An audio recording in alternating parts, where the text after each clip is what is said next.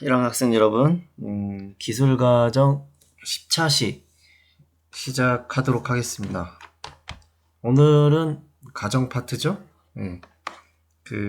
여러분들 교재가 22페이지 되겠습니다. 교재를 꼭 보십시오. 이걸 그냥 설명을 들으면 잘 이해가 안 가실 수도 있기 때문에 꼭 교재를 같이 보시기 바랍니다.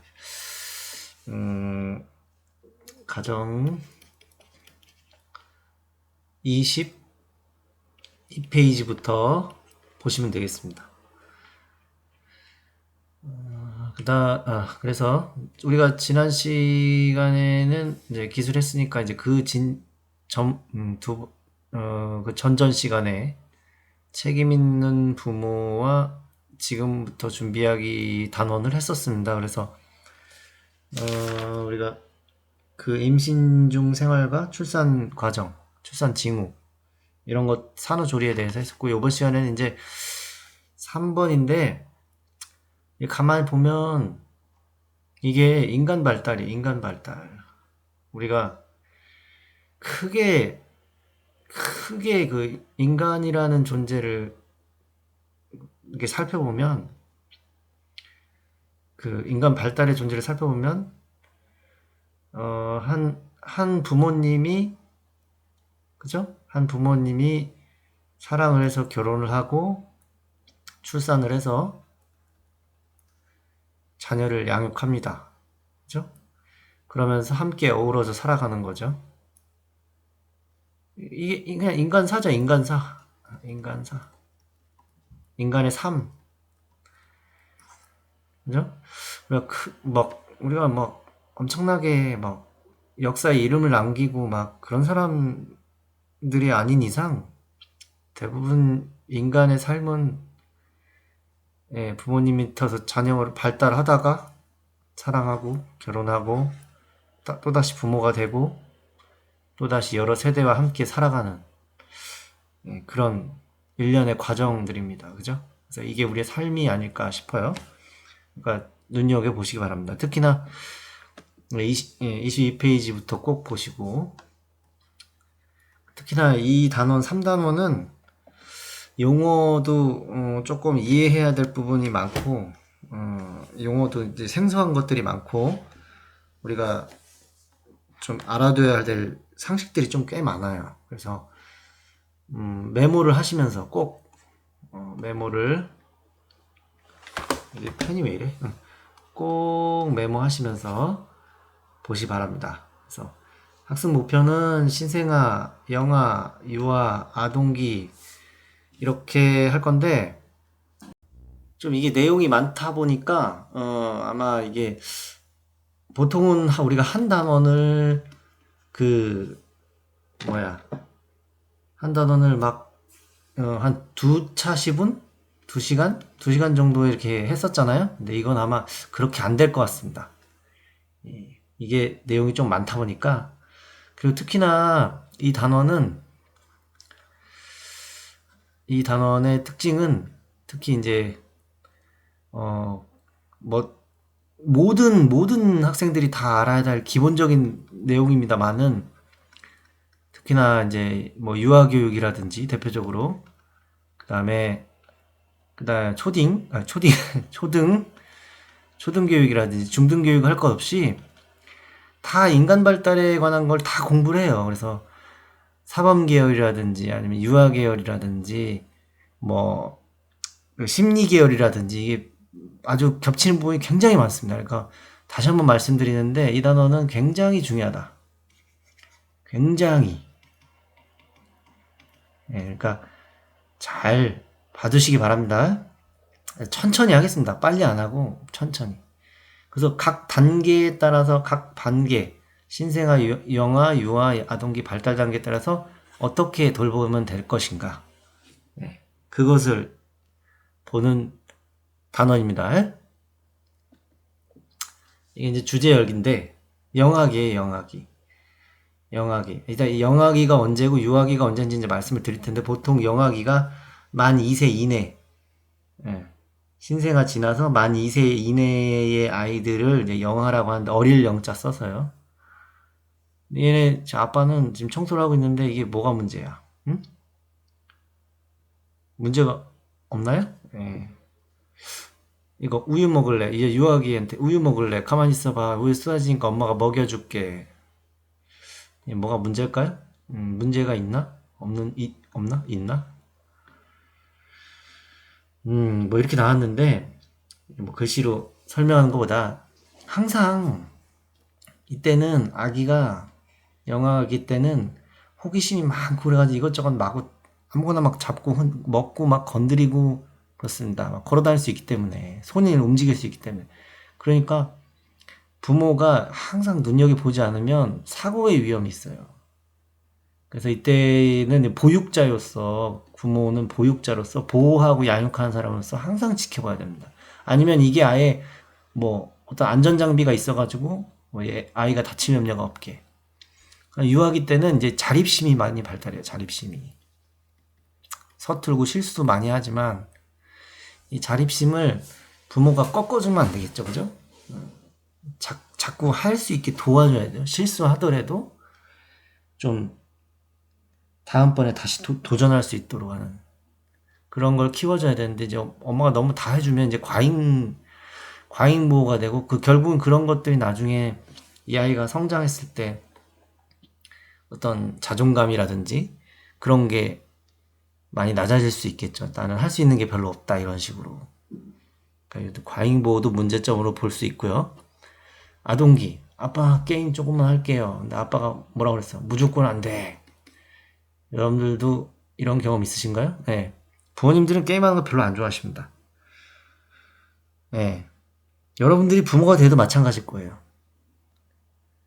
근데 이걸 무조건 안 된다고 하면은 오히려 반발심도 생기고 자기가 적절하게 공부하고 학습하고 운동하고 자기 삶을 생활을 이렇게 패턴을 유지하면서도 좀 즐거운 시간도 있어야 되는데 무조건 뭐 공부만 하는 그런 형태가 되면은 이게 그죠?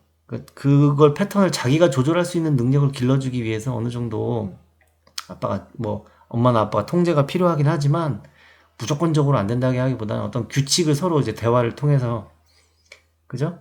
언제부터 너가 할 수 있는 과제 이거부터 이것까지 뭐 다 하고 그 다음에 뭐 언제부터 언제까지 뭐 10시 이전에는 다 끝내야 된다 뭐 이런 식으로 이렇게 서로 아빠의 입장에 대해서도 얘기하고 그러니까 어떤 한계점을 지정해주면 아이가 그 한계점 안에서 이제 자유롭게 그죠? 그리고 서로 이제 대화를 해야죠. 그럼 너가 약속한 대로 얼마만큼 했니? 근데 그 막 떼쓰고 그럼 그 얘도 문제죠, 그죠? 그걸 이제 아빠도 이제 훈육할 수도 있는 거고 이렇게 대화 서로 이렇게 왔다 갔다 해야 되는데 그냥 아빠 무조건 안 된다 그러고 얘는 막 바닥만 생기고 이 대화가 없고 그러면 이제 힘들어지겠죠. 난 이건 제일 싫죠, 이거 비교하는 거. 예. 이러면 안 되죠. 청소년기 때는 본인이 제일 속상할 거예요, 본인이. 여러분들 시기인데 여러분들이 이게 너무 스트레스죠. 이게 뭐 어쩔 수 없습니다만은 우리가 이제 치열한 경쟁 시대에 살다 보면 이제 학업 성적이라는 걸로 이제 평가를 받는 특히나 이제 부모님들은 더 그거에 신경을 많이 쓰죠. 왜냐면 이게 어떤 자신의 그 나중에 자아 성취하고도 자아 성취 어떤 직업적인 면하고도 연관이 되기 때문에 그게 부모님들이 항상 신경이 날카로우시죠. 특히나 이제 성적에 관해서. 그래서 여러분 본인이 제일 스트레스 받는데 거기다 대고 이제 기름을 부으시는 거죠, 부모님이.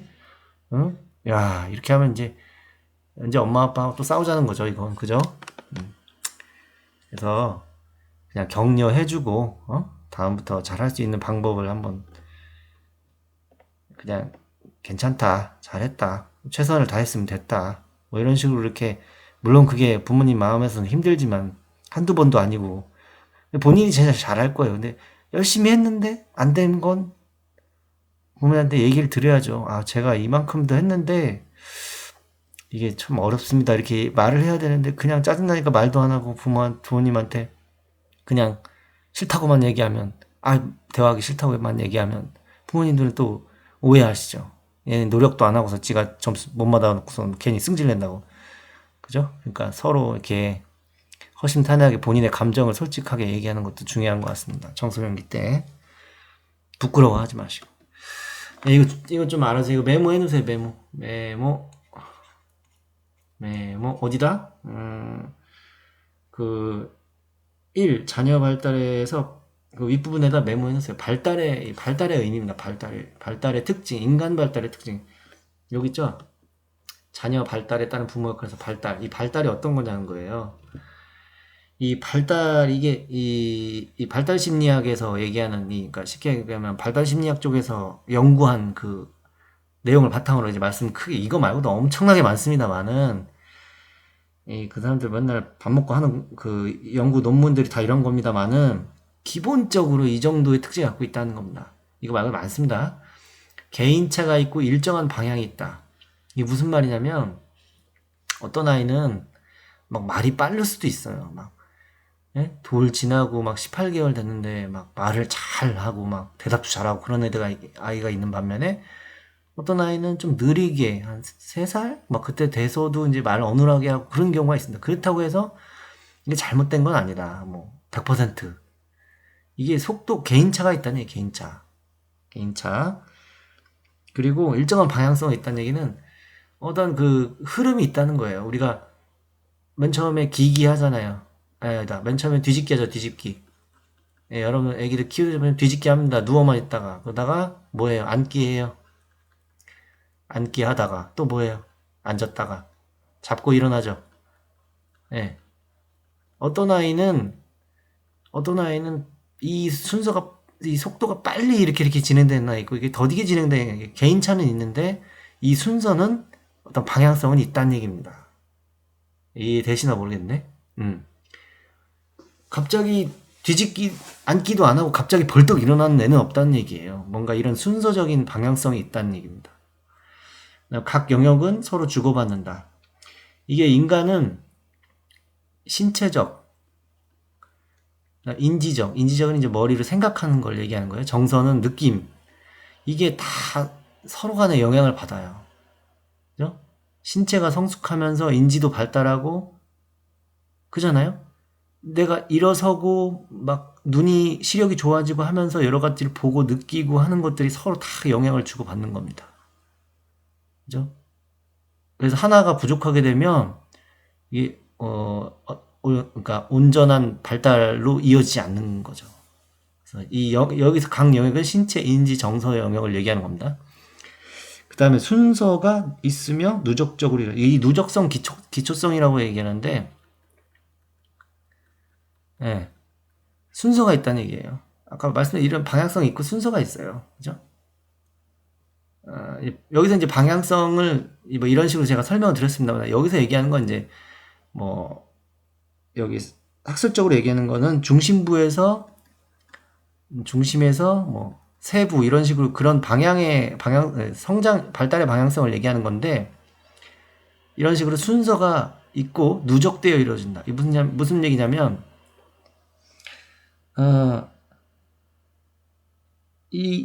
이걸 예를 들어볼게요. 뒤집기가 되고, 그래서 얘가 허리에 힘이 길러지면서 앉기가 되고, 앉으면서 다리에 힘이 길러지면, 잡고 일어나면 다리에 힘이 길러지면서, 이제 걷기를 합니다. 이런 식으로 어떤 그 신체 능력을 예를 들었을 때, 이런 누적적으로 이렇게 이루어지는 거죠. 그리고 요 전에 일어났던 것들이 어떤 발달의 기초가 되는, 누적성과 기초성에 대한 얘기고요. 유전과 환경이 상호작용한다.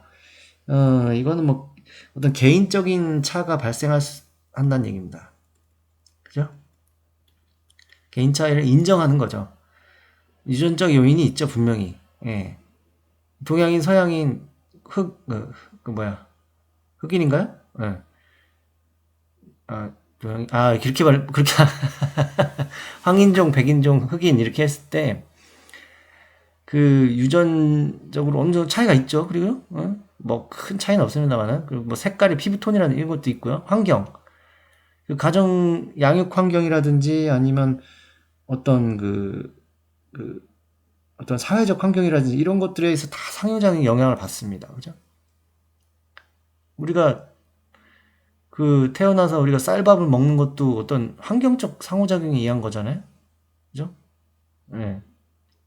그리고 개인차가 발생하게 됩니다. 각 가정마다 환경이 다 다르잖아요. 개인차가 발생한다. 근데 계속적으로 이루어지면 그 속도는 일정치 않다. 이게 여러분들이 아시기에 인간의 그 성장 속도가 가장 빠른 시기가 언제냐? 인간의 신체적으로 봤을 때 신체적으로 성장 속도, 그 성장 속도를 얘기하는 거예요. 성장되는 정도를 얘기하는 거예요. 그러니까 속도 비율적으로 가장 빠른 시간이 언제야? 여러분 언제 같아요? 예? 신생아기, 영아기, 유아기, 아동기, 청소년기 언제 같아요? 청소년기 같아요? 예, 영아기입니다. 영아기. 의아하죠? 예. 이 0세, 그러니까 1세에서 3세 전, 그러니까 만으로 따지면 만 0세에서 2세 전에 그 속도를 얘기하는 거예요. 그러니까 커가는 속도가 비율적으로 커가는 속도가 가장 빠르다는 겁니다. 그러니까 뭐 이건 이제 일정한 그 방향성을 갖고 있다는 얘기인데, 계속적으로 이제 키도 크고 어느 정도 발달은 계속적으로 이루어지는데 그 속도가 어떤 때는 빨리 되고요. 어떤 때는 뭐 좀 느리게 되고요. 이게 또 신체 기관에 따라 또 다 다르고, 그다음 정서적인 것도 마찬가지고요. 그다음 이거 말고는 적기성이라는 말도 있고, 여기 나온 예시 말고도요. 그다음 불가역성이라는 말도 있습니다. 네. 이게 무슨 말이냐면 그 때가 있다는 거예요. 때가. 그 때에 적절하게 환경이나 자극이 주어지지 않으면 발달에 어떤 그 부족함이 생긴다는 겁니다. 적절한 시기가 있다는 얘기입니다. 그래서 때를 놓치면 교정이 어려운데, 이게 한 예로는 연구자들에 의하면 우리 인간의 양심체계나 도덕성의 그 형성은, 그 굵직한 형성, 변화는 될 수 있겠지만, 그러니까 기본적인 그 도덕성 발달의 형성은 만 3세 때까지, 만 3세 전후로 해서 거의 형성이 된다는 거예요. 그래서 큰 틀을 이게 형성이 되면,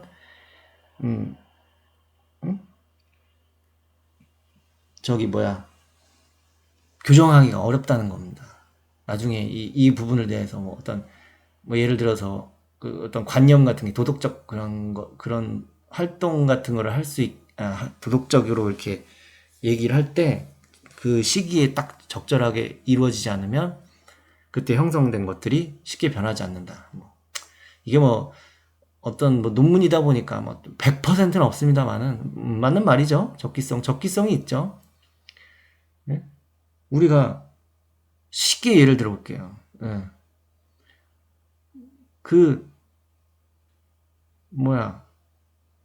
갑자기 예를 들어서 이렇게 막 달리기 하고, 아이가 이제 아동기가 됐어요. 그래서 달리기 하고 친구들하고 뛰어놀고 그럴 시기에 집에서 그냥 책만 보고 맨날 운동도 안 하고 집에만 있었어요.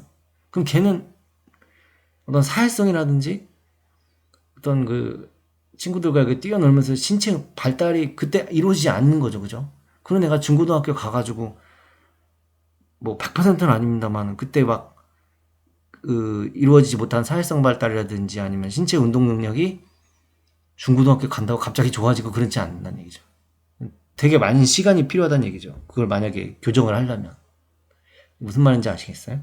이게 이제 불가역성이라는 말하고도 이제 엮여지는 건데, 잘 안 바뀐다는 얘기예요. 이렇게 한번 그때 형성된 것들, 각 시기별로 발달 단계에 맞춰지는, 발달 단계에 요구되는 그 자극들이 잘 주어지지 않으면, 그래서 그 형성된 것들은 쉽게 바뀌지가 않는다는 겁니다.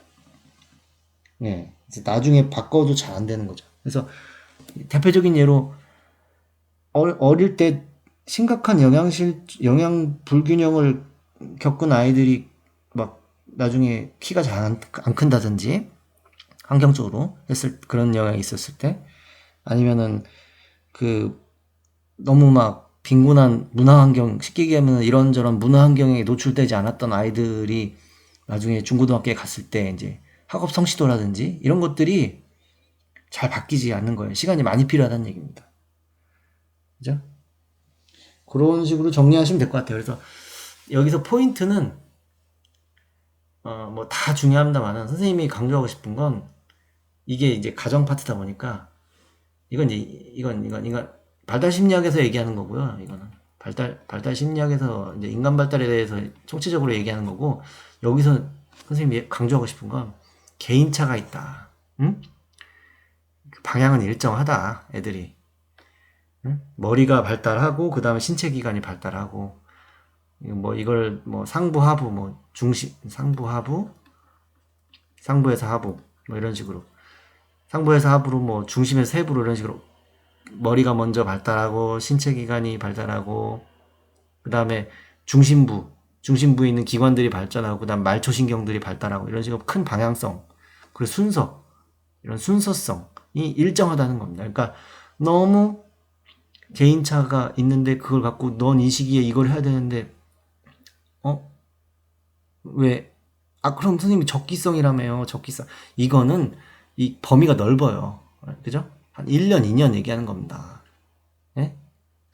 뭐 예를 들어 유아기 내내 아니면 아동기 내내 이렇게 얘기하는 거지. 여기서 막 예를 들어 한두 달 차이, 뭐 어떤 애는 뭐 12개월 만에 뭐 일어섰는데 우리 애는 아직 잘 못 걸어. 그래서 걱정이야. 예? 물론 뭐 문제가 있을 수도 있습니다만 너무 조바심 내지 말란 얘기입니다. 그러니까 그러니까 요걸 염두에 두란 얘기예요. 예, 쉽게 얘기해서. 예, 그리고 보육자, 역할, 이거 중요하죠? 그리고 여기다 체크해놓으세요. 이거 중요합니다.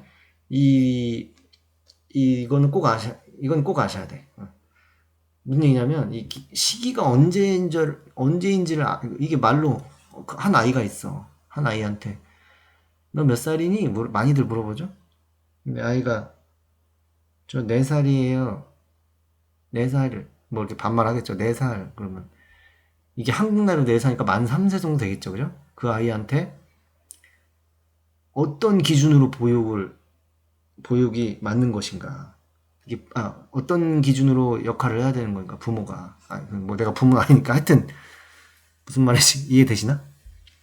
그러니까 얘를 어떻게 바라봐야 될까? 얘가 어떤 시기의 아이인가에 대해서 판단을 할 때 이제 연령이 중요하다는 얘기죠. 그래서 이제 학자들이 얘기할 때는 4주, 태어나서 그러니까 한 달 동안은 이게 새로울 신자에 태어날 생, 그래서 새로 태어난 아기 한 달 이내, 이때는 뭐 거의 아무것도 못하죠. 먹고 자고 싸고 자고 먹고 자고 싸고 자고 거의 잡니다. 계속 잡니다. 얘네 계속 자요. 먹고 자고. 그 다음에 영아기, 요거 만 2세까지, 그러니까 뭐 그러니까 두 번째 생일 되기 전까지 영아라고 합니다. 어린 아기, 영아기. 그 다음에 유아기는 만 2세에서 만 6세. 보통 유치원 다닐 나이죠, 유치원. 그래서 유아기 다니는 게 유치원이에요. 만 2세니까 뭐 우리나라 나이로 한 3세 이후. 3세 이후. 여기서 선생님 만 2세하고 여기도 만 2세인데, 그러니까 이게 딱 부러지게 뭐 만 2세 초과 뭐 수학적으로 하는 게 아니에요. 그냥 이쯤까지를 영아기라 하고, 만 2세 이상부터를 우리가 유아기라 한다. 이렇게 뭐 무 자르듯이 이렇게 딱딱 자르는 게 아니에요. 그 다음에 아동기는 이제 만 7세부터, 만 6세니까 이제 7세 아동부터 한 13세, 그러니까 초등학교 다닐 나이에, 거의 초등학교 다닐 나이에 아동기라고 합니다. 그 다음에 청소년기는 딱 여러분들 시기죠. 만 12세, 중학교, 고등학교, 이렇게 다 아실 텐데. 그래서 신생아기, 영아기, 유아기가 헷갈리실 텐데, 이게 만 2세 기준이라고 보시면 돼요. 만 2세. 이제 그때 부모가 어떤 역할을 해야 되면 이게 보호하다라는 의미는 보호하고 기르고. 이때는 부모가 쉽게 얘기하면 모든 걸 거의 모든 걸 다 해줘야 됩니다. 목욕시키고, 먹여주고, 입혀주고, 트럼 시켜주고, 응가하면, 쉬하면 또 기저귀 갈아주고, 옷도 입혀줘야 되고, 잠도, 토닥토닥해서 재워줘야 되고, 자기가 할 수 있는 게 거의 없어요. 특히나 신생아 때는. 그죠? 거의 모든 것이 다 부모님이 다, 또 그 보육자가 다 해야 됩니다. 부모는 이 시기에 신체적 정서적 욕구를 많이, 그렇다고 해서 다 해줘야 된다고 해서 그냥 뭐 무조건 뭐 그냥 이런 기계적으로 이런 것만 해주는 게 아니라 막 노래도 불러주고 말도 걸어주고 눈도 맞춰주고, 초점도, 애가 이제 초점을 잘 못 맞히거든요, 신생아 때 태어나고 얼마 안 됐을 때는. 초점 책도 막 보여주고 뭐 모빌도 달아주고 음악도 들려주고. 그렇다고 해서 뭐 신생아 애기한테 아 너도 이제 자연을 탐구해야 되니까 차에다 싣고서 막 여기저기 돌아다니면 안 됩니다. 예. 한 뭐 우리나라 이제 37이라고 해서 한 뭐 다만 뭐 한 두세 달 정도는 집 밖에 잘 안 나가죠. 신생아기는 데리고 나가지 않습니다. 예. 그죠? 그리고 막 외부 손님도 잘 안 받고요. 그다음에 영아기는, 예, 이때는 거의 뭐, 근데 영아기는 조금씩 이제 할 수 있는 게 많긴 하는데, 그래도 뭐 부모가 거의 잘 놀아줘야 되고 자극을 줘야 되겠죠. 뭐 대근육 운동, 소근육 운동이 있어요. 일단 천천히 보시겠습니다. 이제 요때가 이제 가장 부모님들이 뭐 그 전도 힘들지만 요때 이제 신체적으로 힘들었다면, 신체적으로 고단하죠. 새벽에 잠 못 자고 막, 응? 새벽에 막 2시간마다, 신생아들은 뭐 2시간마다 일어나서 밥 줘야 되고 트림 시키고 또 재우고 또, 응? 근데 이때 되면 이제 정신적으로 이제 고단하죠. 예? 그래서 호기심이 엄청 많아요. 이때 되면 뭐 막 이것저것 다 자기가 한다고 그러고 막 아무데나 막 들어가고 막 아무데나 막 누르고 막 아무데나 막, 예? 이런 애들을 이제 위험한 행동들을 할 때 적절하게 기르고, 이 기를 양자에 기를 육자거든요.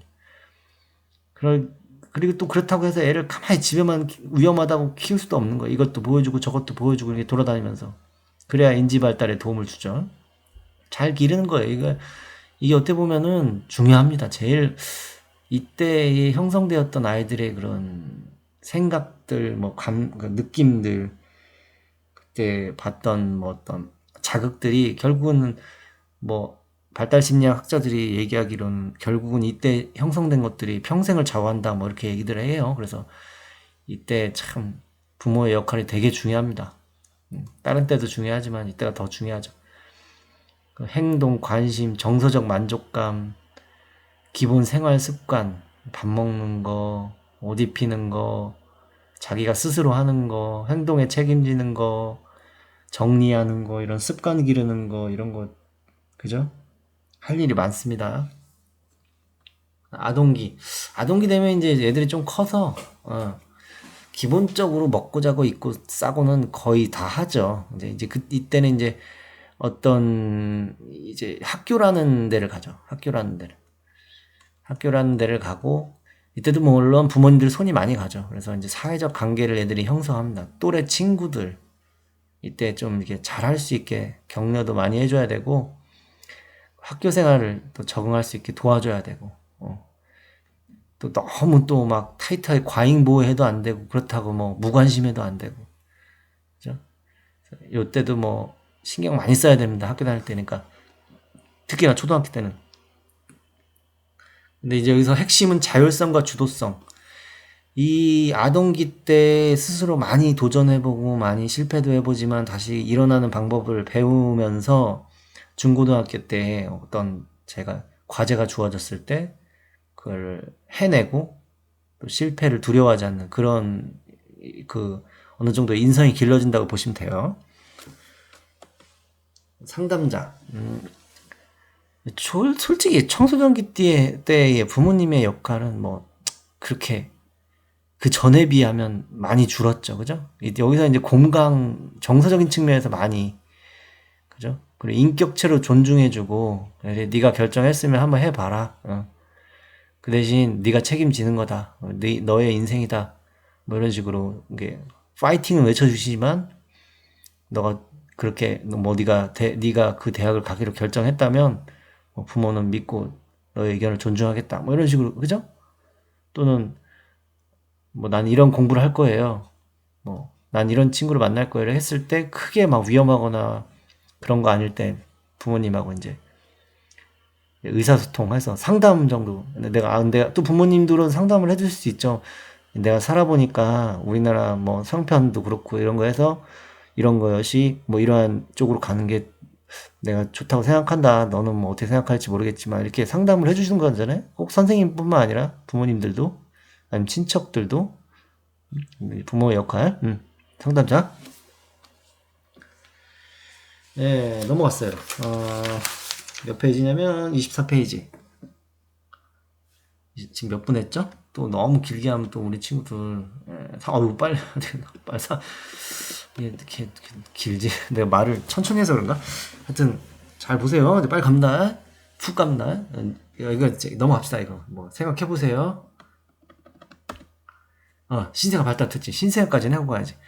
신생아기는 출생 후 4주까지 이거 아시고요. 세상에 태어나 급격한 환경 변화를 겪는 시기입니다. 그래서 세심하게 해줘야 됩니다. 뭐 눈도 잘 안 보이고요. 태어나면 신생아 때는 사물도 분 거 초점도 잘 안 맞고요. 계속 잡니다. 먹고 자고 싸고 먹고 자고 싸고. 그리고 이때는 이제 특히나 온도 습도 같은 거 조절 잘 해주셔야 되고 좀 꺼뜸하면 이제 코 막 그죠? 코 아프고 입 아프고 막 기침하고 막 그럴 때도 있고 막 그래요. 하여튼 긴 수면 시간 정말 깁니다. 정말. 네, 보통 그 개인 차는 어느 정도 있습니다만은 보통 그 15시간 정도 자는 것 같아요.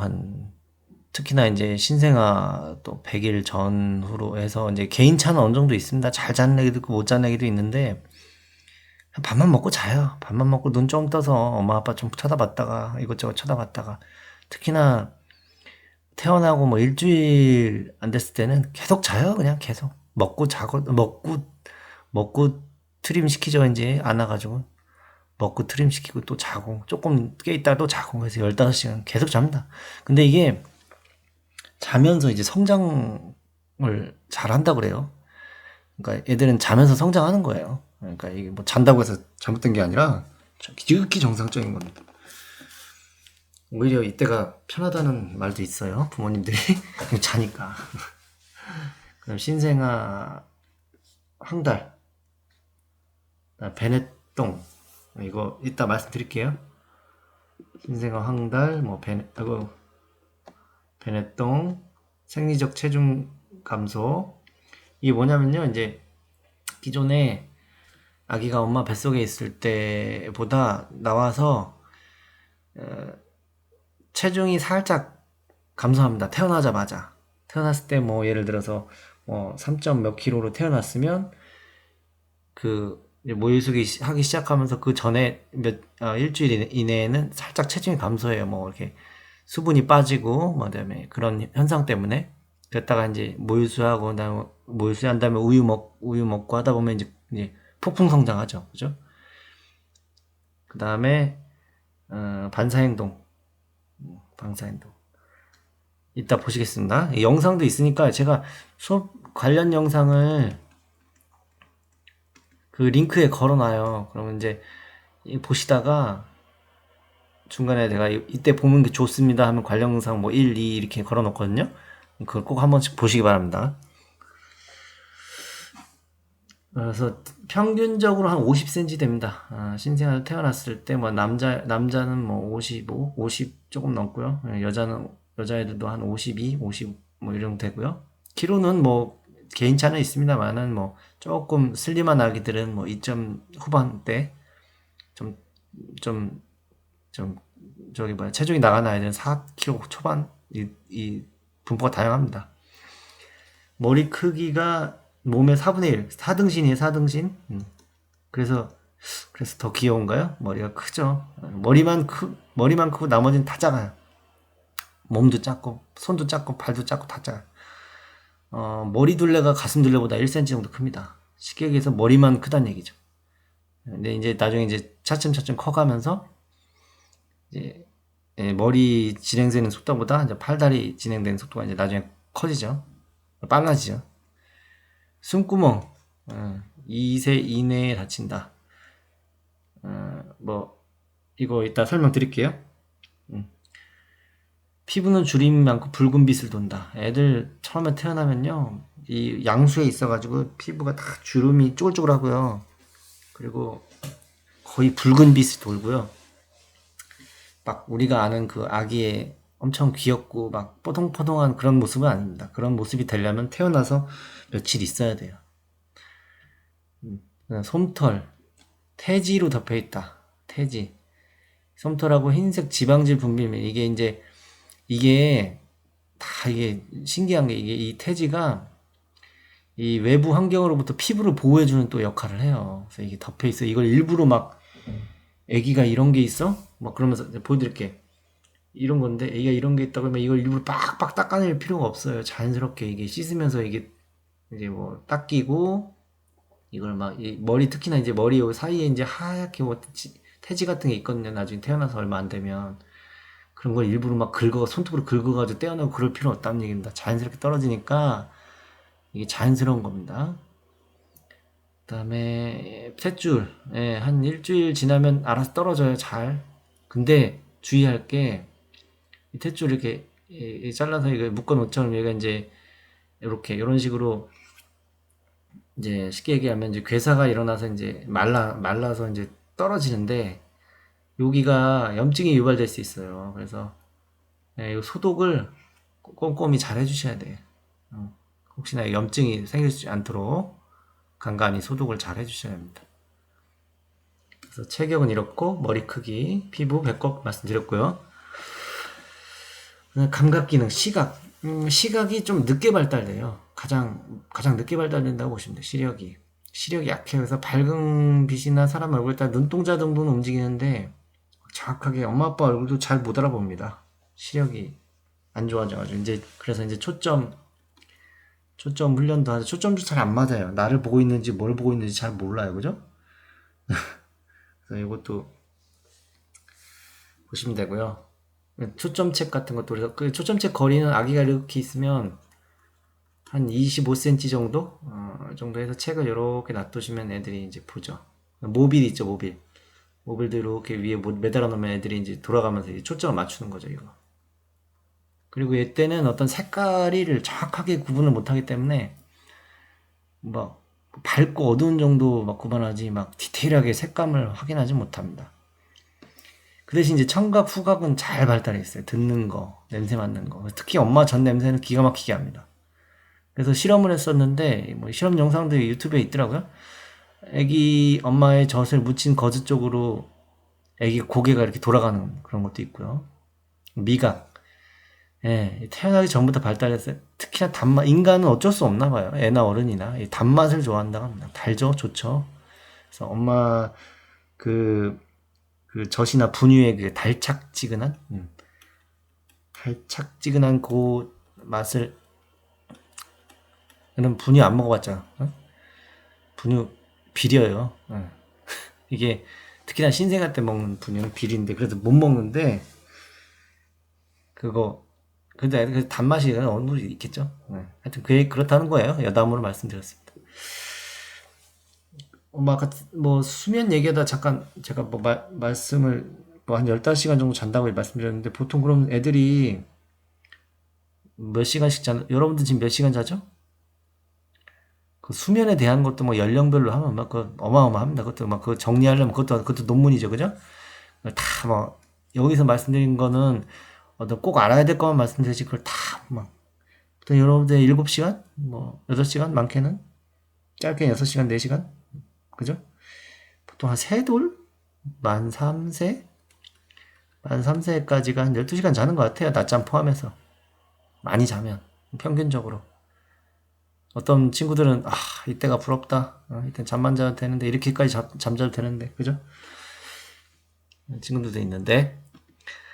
생리적 특징, 이것도 잘 받으세요, 이거는. 그래서 황달이 있어요. 간 기능이 미숙해가지고, 이게 태어나자마자 한 생후 2, 3일 내에 황달이 나타나요. 일주일 정도 되면 자세히 사라지는데, 그렇지 않은 경우도 있습니다. 특히나 이제, 아기가 이렇게 있으면, 잘 못 그리죠? 이 배꼽 밑으로, 이게 머리서부터, 얼굴 쪽부터 시작하거든요, 황달이. 예, 황달이라는 게 이제 눈이 눈이 흰자가 노랗고 몸이 이제 노래지는 건데 이제 간이 성숙하지 못해서 빌라루빈,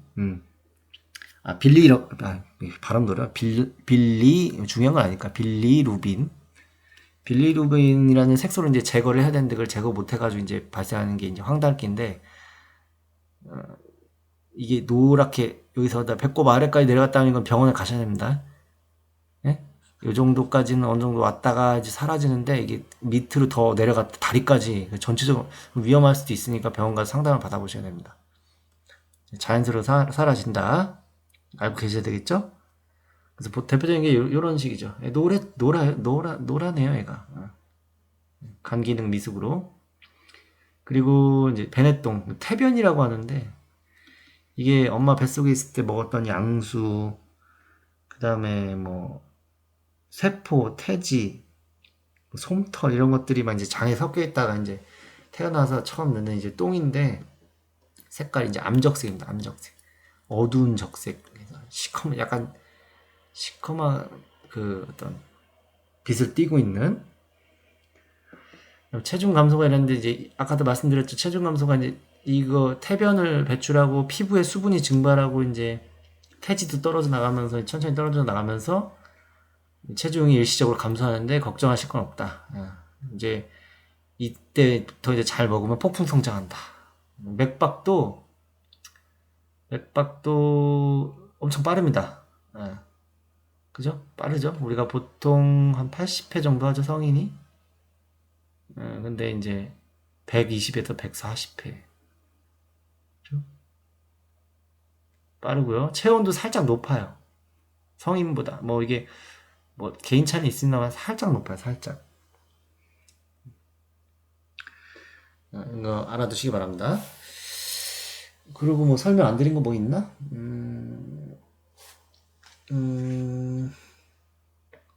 혹시나 제가 이게 온라인으로 하다 보니까 오프라인으로 하다 보면 그냥 친구들하고 이렇게 대화도 하고 이렇게 하면서 하는데,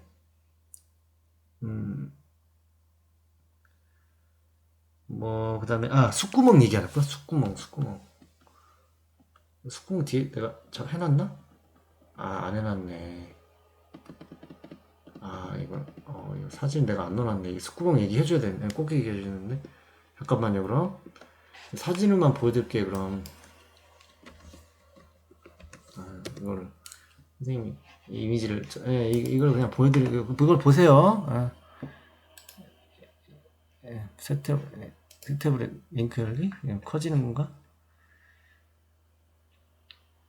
이렇게 하면 사진이 좀 크게 나와야 되는데. 보세요. 이렇게 놓고 볼게요.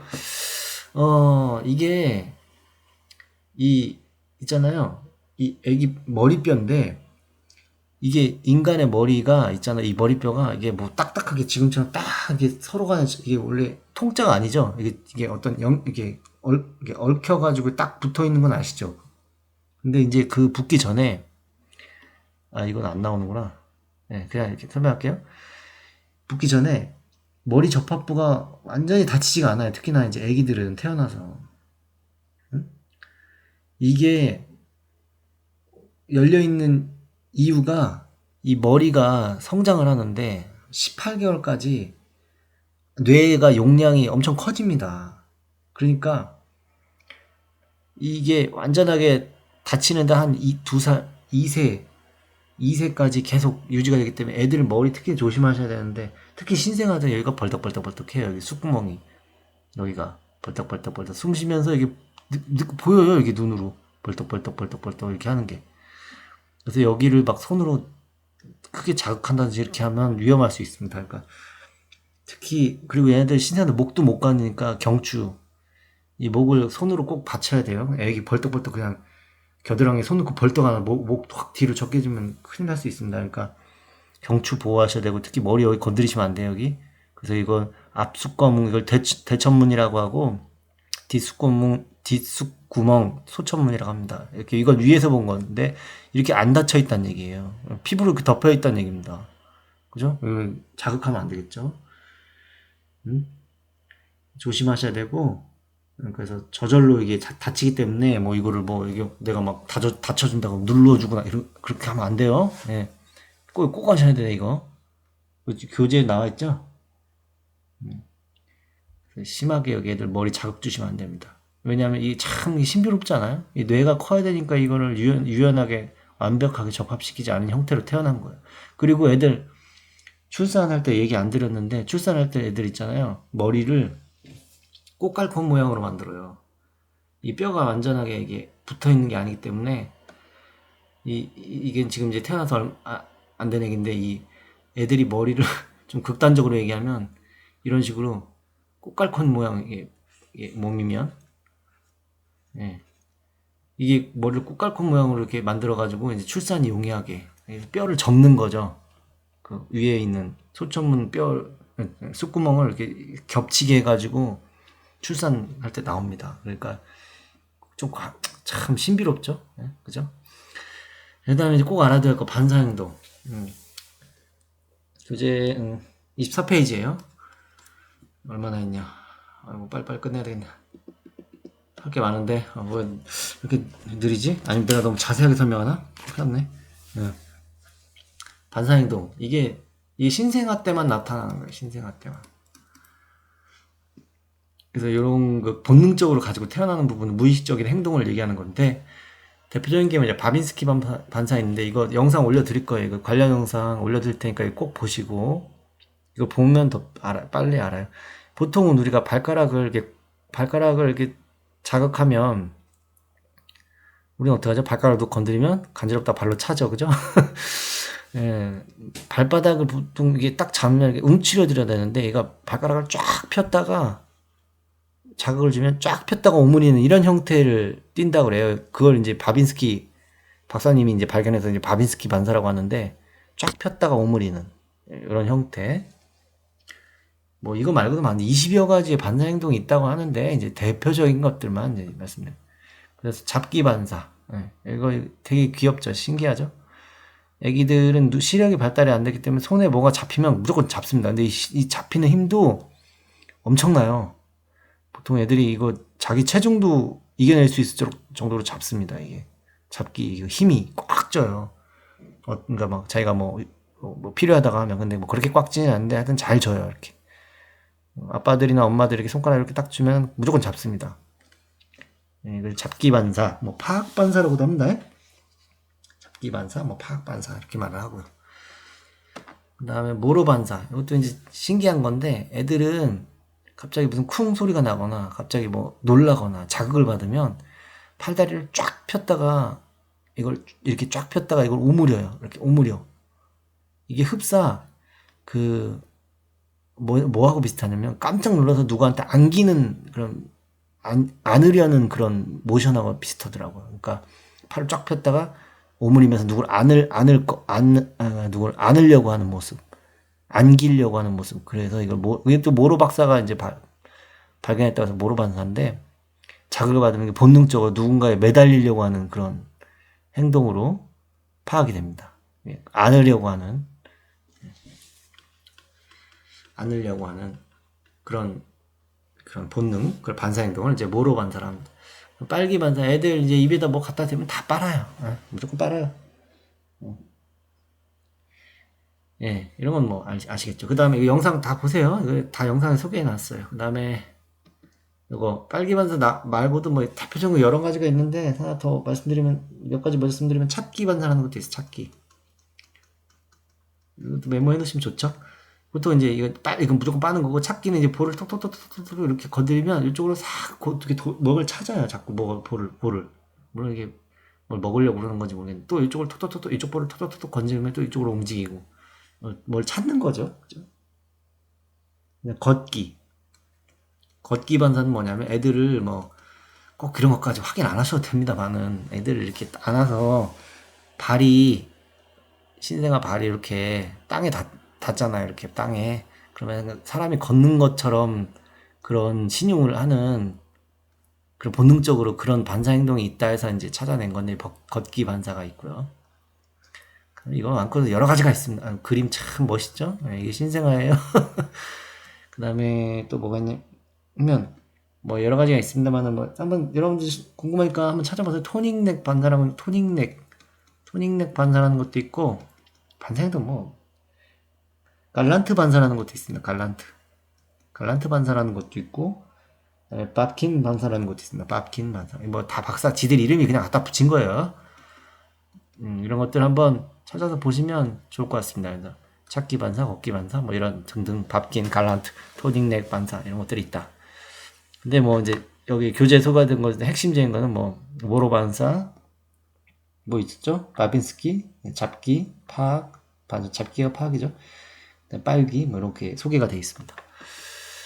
그다음에 이 신생아 돌보기 영상도 이거 링크 걸어놓을게요. 뭐 영상 한 두세 개 될 것 같아요. 걸어놓는 게 이거 한 번씩 다 보세요. 선생님 설명 듣고.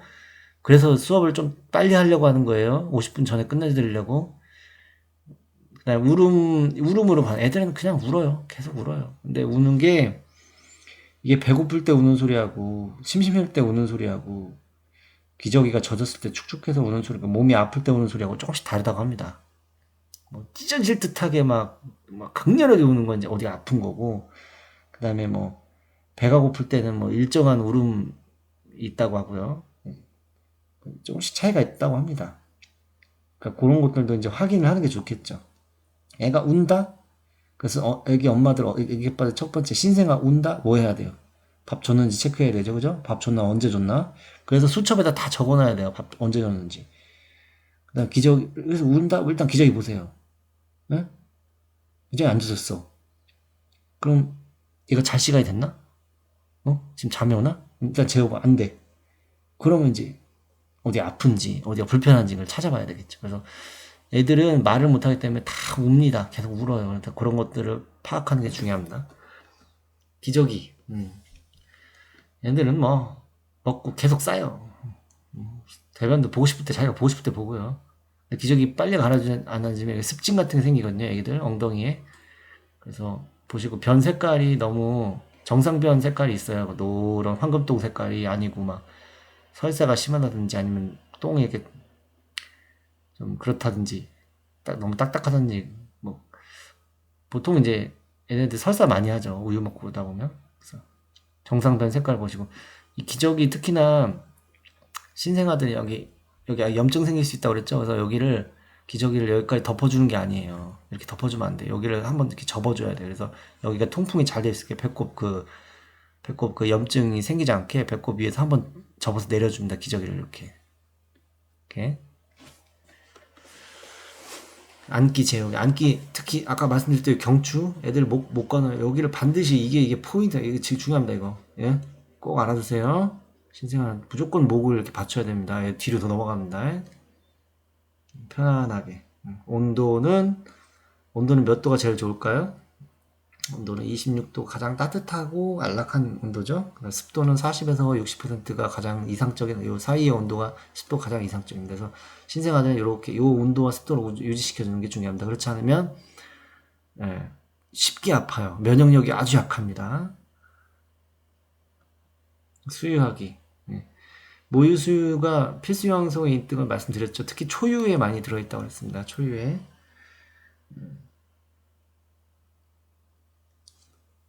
초유에 있고요. 또 뭐 말씀 안 드리고 있나? 다 말씀드렸어.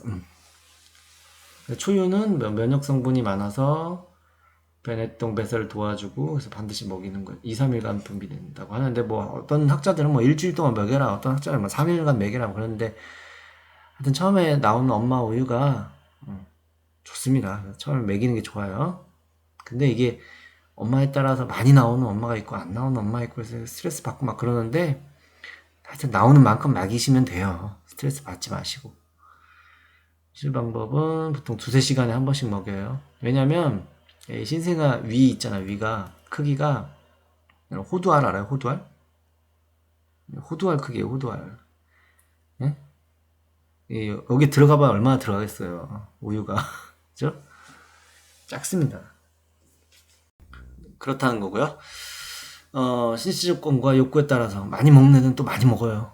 더 먹겠다는 애들, 또 입 짧은 애들은 또 조금 먹고 그냥 안 먹고 그냥 막 혓바닥 메롱메롱 하고 막 그래요. 안 먹는다고. 그래서 두세 시간마다 먹여야 된다는 거. 신생아들. 지금 신생하고 있으니까. 수유하는 동안 아기의 눈 마주치는 거. 이거 중요합니다. 예, 그리고 엄마, 아빠의 그렇게 안겨가지고, 뭐, 수유라는 게 꼭 이제, 모유 수유뿐만 아니라 이제, 그 분유를 줄 때도, 안겨가지고 이제 엄마 아빠 심장 소리를 들으면서 정서적 안정감을 느끼면서 애착 형성이 잘 이루어지거든요. 이 애착 형성은 나중에 말씀드리겠습니다만은 굉장히 중요합니다. 엄마 아빠가 나에게 대단히 사랑을 주는 존재라는 애착을 딱 느껴야 아이가 올바르게 성장하는 데 도움을 줍니다. 그리고 트림 꼭 해야 됩니다. 얘네들 막 토해요. 트림 안 하고 그냥 바로 그냥 밥 먹었다고 새벽에 만약에 얘는 뭐 자다가 생각해봐요. 두세 시간에 한 번씩 밥 먹어야 되는데 새벽에 그럼 1시 2시고 깨는 거예요. 얘는 낮도 없고 밤도 없어요. 얘는 자기가 자고 싶을 때 자고 계속 자고 먹고 계속 그래요. 밤에도 똑같아요. 예. 낮밤이 없습니다. 예. 어떤 애들은 뭐 밤에 이렇게 막 눈 떠서 막 놀고 막 찡찡거리고 울고 낮에 하루 종일 자고 막 그런 애들도 있어요. 예. 근데 잔다고 계속 재우면 안 돼요. 한 5시간, 6시간, 5시간 막 4시간, 5시간 이상 재운다. 먹이지도 않고. 그럼 얘가 이제 위험해질 수 있습니다. 그러니까 자더라도 한 3시간, 4시간 됐으면 깨워서라도 이제 먹여야 돼요. 목욕도 시켜줘야 돼요. 매주 시킬 필요는 없습니다만은 한 3일 정도는, 3회 이상은 짧게 하는 게 5분 안에 끝내는 게 좋습니다. 빨리 막 무슨 뭐 강력한 세제를 이용해서 뭐 샴푸 이런 걸 그냥 애기 순한 거 있어요. 그런 그냥 머리고 그냥 몸이고 처음에 물로만 하는 게 좋아요. 물로만. 예. 신생아 때는 그냥 물로만 하세요. 막 뭐 사다가 막 이런 계면활성제 들어간 거 절대 그냥 쓰지 마시고 그냥 물로만 싹 닦이시면 돼요. 물로 예, 조금 팔꿈치 딱 넣었을 때 뜨겁지 않고 그냥 따뜻한 정도? 이 정도. 이거 그래서 뭐 신생아 키우시는 분들이 이거 물 온도계 다 있죠? 그 온도 측정하시면 되고요. 수유 직후에는 목욕을 피한다. 이게 토할 수가 있기 때문에 소화가 잘 안 될 수 있기 때문에 탯줄이 떨어지기 전에는 배꼽에 물이 아까 말씀드렸죠. 여기 염증 안 생기도록 배꼽 주변을 잘 소독해야 줘야 됩니다. 그리고 처음부터 목욕시킨다고 그냥 물속에 푹 집어넣는 게 아니에요. 그 심장에서 먼 부쪽으로 우리 뭐 물속 들어갈 때 마찬가지죠. 발부터 살살 집어넣는 거예요. 살살 집어서 머리가 들어가지 않게. 머리 들어가면 큰일 나죠. 그래서 요 정도만 살짝 들어가게 해서 손으로 살살 이렇게 기분 좋게 해주는 겁니다. 머리 감길 때는 그 뭐라 그래 이걸 그 팔목 뭐냐 하여튼 그 손으로 이렇게 탁 받쳐가지고 한 손으로 받치고 한 손으로 이렇게 다른 한 손으로 머리를 이렇게 물로 이렇게 씻어주듯이 해주시면. 근데 여기 조심하라고 했죠? 여기 살살 애기니까 깐난 애기 신생하니까 살살 무조건 살살 하시면 됩니다. 네, 이렇게 마무리하겠습니다. 아기에게 좋은 점, 항체 면역력이 다량화하고 있고 질병에 대한 저항력 증가, 태변 배설, 황달 예방, 심리적 안정감. 엄마는 자궁 수축이 빨리 옵니다. 호르몬의 영향으로. 아기와 정서적 유대감, 위생적이고 편리하고. 젖병 매일 안 닦아도 되고. 근데 이제 어느 정도 이제 먹이다 보면 이제 뭐 계속해서 뭐 1년이고 2년이고 계속 먹이면 힘드니까 이제 엄마에 따라서는 뭐 한두 달 먹이다가 또 몇 개월 먹이다가 이제 끊고 우유 먹이는 경우도 있고 한데 하여튼 초유는 꼭 먹여야 된다. 네, 너무 길게 했나요? 너무 죄송합니다. 선생님 항상 이렇게 짧게 한다고 하는데 길게 되네요. 빠르게 정리할게요. 신생아, 우리 발달 특징 봤죠? 발달 특징, 인간의 발달 특징, 개인차가 있다. 네? 개인차 인정해라. 그죠? 그 다음에 자녀 발달 단계에 따른 부모 역할. 보육자, 양육자, 격려자, 상담자. 또 뭐 있었죠? 신생아 특징. 태변부터 해가지고, 예? 뭐, 그 다음에 신체적 특징, 뭐 황달, 뭐 얘기했고요. 변했동, 그 다음에 또 뭐 있었죠? 태지, 뭐 이런 것도 다 보여드렸고. 그 다음에 돌보기. 어떻게 돌봐야 되느냐.